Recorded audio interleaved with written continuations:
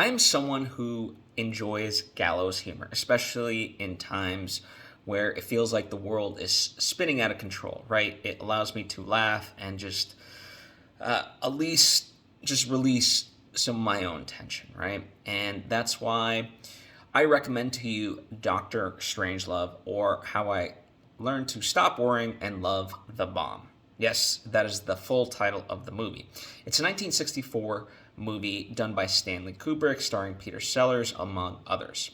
And the reason I'm recommending it right now is because obviously there's the conflict happening in Ukraine, and as tensions continue to mount between Russia, NATO, and the US, and all that, it just it's a movie that I grew up with, right? So there's the nostalgia factor.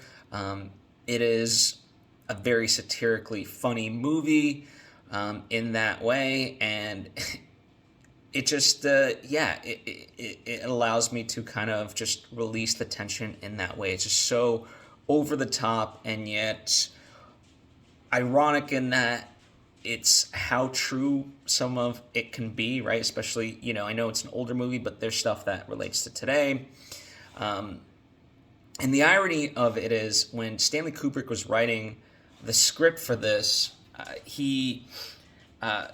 whenever he was like getting into certain scenarios, he was like, it's tough to make this serious because every time I tell the truth, it just sounds so ridiculous and over the top. And so rather than try to work against that, he was like, you know what, let's just lean into it and make it a satire. And that's kind of how it came to be.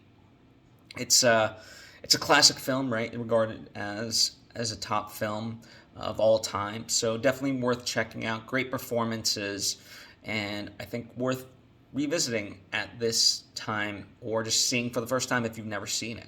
So that's Dr. Strangelove, or How I Learned to Stop Worrying and Love the Bomb. Check it out, and if and when you do, let me know what you think.